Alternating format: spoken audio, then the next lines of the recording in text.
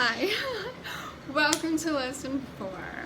I hope you're subscribed so that you're receiving this to your inbox and you're not having to miss out on any of these lessons.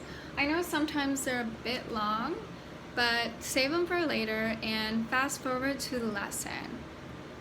Maybe I can help you with what time that occurs, but without understanding everything else, the lesson really is not going to make sense to you. So take 20 minutes out of your day and devote it to your well-being, your spiritual well-being, your foundation for health. I call it the foundation for health because no matter how healthy you are, no matter how much sleep you get, no matter how much green juice you drink, no matter how much you work out, no matter how much you practice these healthy lifestyle things, if your attitude is not in the right place and you're doing these things out of this achievement towards perfection or your OCD of being imperfect, you're not doing them from the right reason. So if you're one of those people, now's the time to get really honest with yourself. The foundation for good health is having a strong faith or a strong spiritual belief or a strong relationship with yourself in this universe, that you belong to something greater than you, that it's not you the final or this the final. No, before we existed there was something great. After we exist there will still be something great. We are miracles here in our own existence.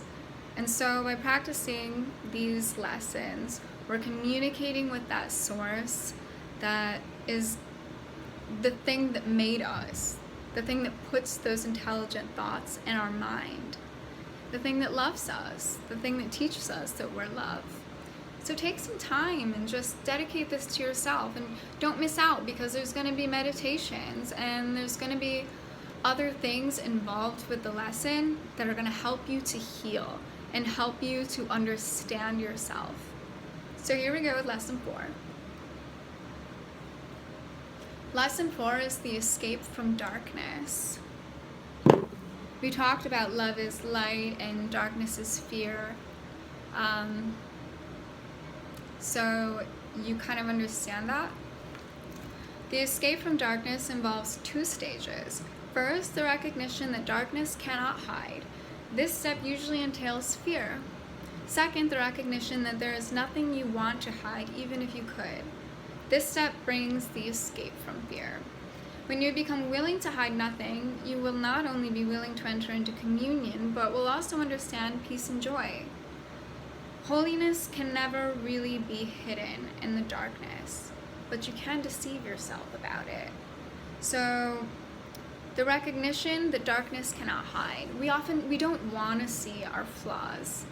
We don't want to go back to those chambers that we've locked up, that was once an experience that really hurt us and caused us to believe and to react in a way that has traveled in pattern with us for years and years and years. We don't want to go back there. We also don't want to admit that maybe we failed, or maybe there was something there that I didn't learn, or maybe it wasn't that I wasn't good enough, but maybe there's something else there. Instead of being stuck with the thoughts that you're not good enough, or you're a failure, or you're sad and depressed because you experienced this pain, and so you're not showing up fully in your life. You're living in the past, but you're not present. You're not going to experience miracles that way. Your reality is not going to change that way. You have to be willing to look at the darkness. So as we practice these exercises, I want you to be meditating. Like I said, 2 minutes, 5 minutes, 10 minutes, 20 minutes, longer, however long you want to meditate for, as long as you're getting the point of it. Yes, there are silent meditations where you're just focusing on your breathing. I recommend you do that all the time at any chance you can. Just bring yourself back to the present moment. But what we're really going to do here is some meditations for healing. So we're going to go back and we're going to look at that darkness and we're going to see how we can change that.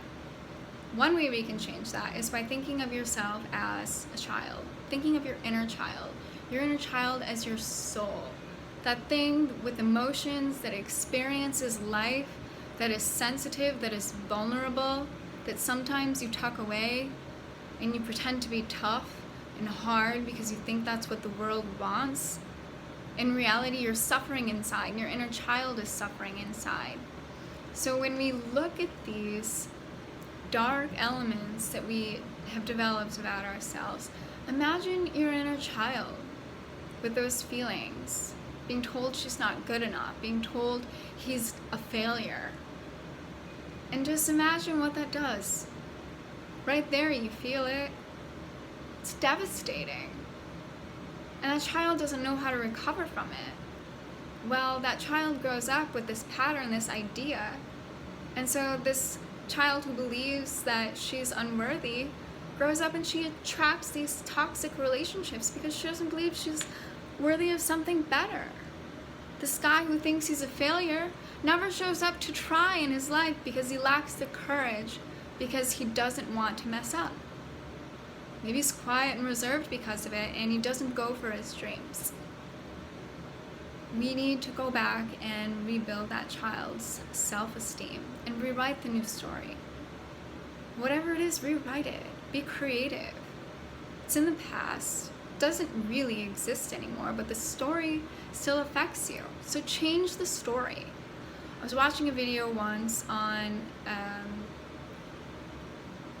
healing post-traumatic stress disorder, and one of the things that the man suggested, it was some military type officer that deals with these kind of traumatized soldiers. Trauma can be from anything, so you don't have to be just a war soldier to experience trauma.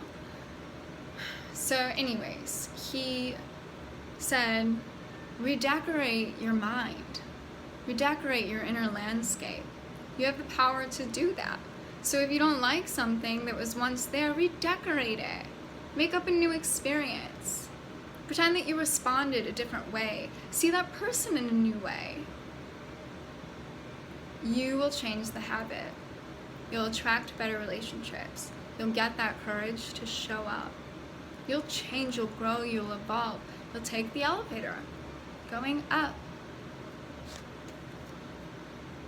Darkness is a lack of light, as sin is a lack of love. We sin because we're believing that we are lacking love, so we believe that we have to develop these creative ways to take advantage of, or to break rules, or to pull from others in order to gain. It's a psychological thing. Again, the psychological thing. In my personal opinion, I think that we should be having counseling since a young age. We have emotional intelligence at a young age, but we don't understand it. And no one teaches you how to understand it. Maybe your parents do, but then you're stuck with your parents' beliefs. When you grow older, you realize you are not your parents. You are not those peers. You have the freedom to think of your own. So sin, yes, people sin very badly. Imagine that person though, if they grew up with love, with a supportive system of love, somehow, even if it's just a counselor. Imagine them growing up with love, they're not going to do these things. Because the thought of vengeance and revenge and attack won't exist in that mind. Sin will be much less extreme. Darkness is a lack of light. Forgiveness lights things up. Lights things up in your mind. It lights things up in your path. Remember this from the last video. It's not about the other person. It's about you having the most light in your life. That's a high vibrational frequency that you want to align with. It's the next elevator. So forgive those people that don't understand and they sin against you as you believe, or they condemn you, or they judge you, and dismiss it, because it's not about that. It's about you need better relationships in your life. So it's time to honor yourself. It's time to love yourself. That's the escape from darkness. Your witnessing demonstrates your beliefs and thus strengthens it. Those who witness for me are expressing through their miracles that they have abandoned the belief in deprivation in favor of the abundance they have learned belongs to them. One concept you can learn from that statement right there those who are witnessing for me, is that you're never alone. Even in your alone time, there's always something that is watching you. Even when you sin, when no one else is around you, God knows, the universe knows, your creator knows. You can't hide anything because you're only keeping it in yourself, and it's gonna come out in some other wicked way. So keep in mind that even in those moments where you feel like you're alone and you're sinning, no, there's something that knows. And if you keep it up now, you're just gonna keep doing it. And eventually, you're gonna have to face atonement. You're gonna have to be right where you are right now. But believing that something is always with us and watching us, and helping us to grow. At first, I was a little weirded out by this, and it made me this freak about being perfect and afraid of my thoughts, even, that what if my thoughts are being heard and they can hear my, oh my God, I'm so mad thoughts and attack thoughts, because I have them too. Everybody has them. Everyone's going to experience them. Everyone's going to experience them as soon as they hit the negative emotions. It's just the way those emotions express themselves. But I became a little bit fearful about this idea. And then I learned that actually this is quite comforting, because it's making me a better person.